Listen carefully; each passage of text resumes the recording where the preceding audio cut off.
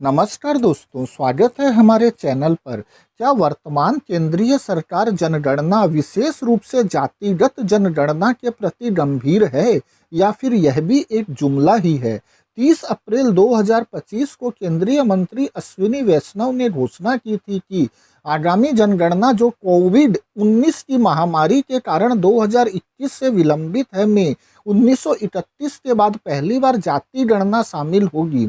यह निर्णय सामाजिक न्याय और पारदर्शिता के प्रति प्रतिबद्धता के रूप में तैयार किया गया था, जिसका उद्देश्य विभिन्न जाति समूहों की सामाजिक आर्थिक स्थिति पर डेटा एकत्र करना था। हालांकि 16 जून 2025 को जब जनगणना कराने की अधिसूचना सरकारी राजपत्र में प्रकाशित हुई तो देखा गया कि अधिसूचना के हिंदी संस्करण में स्पष्ट रूप से जाति या जाति गणना का उल्लेख नहीं है। इससे इस आरोप को बल मिला कि सरकार जाति गणना कराना ही नहीं चाहती। सरकार इसे सामान्य चूक बता रही है तो विपक्षी दल खासकर कांग्रेस का आरोप है कि सरकार यह सब जानबूझकर कर रही है क्योंकि वह जाति गणना चाहती ही नहीं है। राजनैतिक आरोप प्रत्यारोप अपनी जगह है, लेकिन देखते हैं कि संघ परिवार की हिंदुत्ववादी राजनीति इससे कैसे प्रभावित होगी।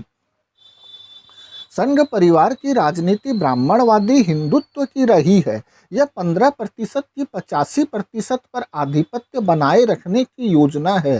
चातुर्य वर्ण व्यवस्था इसका मूल आधार है। इस व्यवस्था के केंद्र में तथाकथित उच्च जातियां विशेष रूप से ब्राह्मण हैं।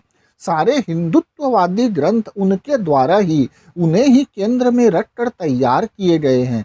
सारे अवतार देवी देवता भगवान उनके ही गढ़े गए हैं। यानी कि इस व्यवस्था के सारे लाभ केवल और केवल तथाकथित उच्च वर्ण को ही है।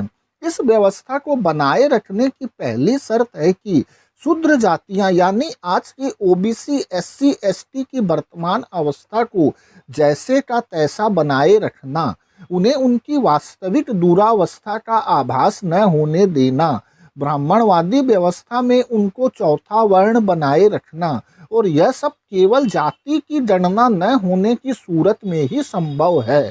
जाति गणना अगर होती है और सही डेटा सामने आते हैं तो शूद्र समाज में एक जागृति संभव है।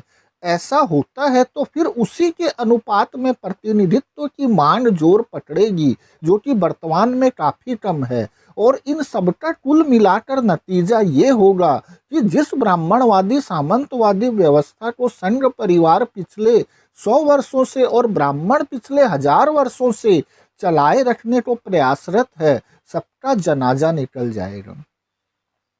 इसलिए दोस्तों, यह तय मानिए कि वर्तमान केंद्रीय सरकार इस मुद्दे पर सिर्फ और सिर्फ टालम टोल का रवैया अख्तियार करेगी और वास्तविक जातिगत जनगणना कभी नहीं करवाएगी।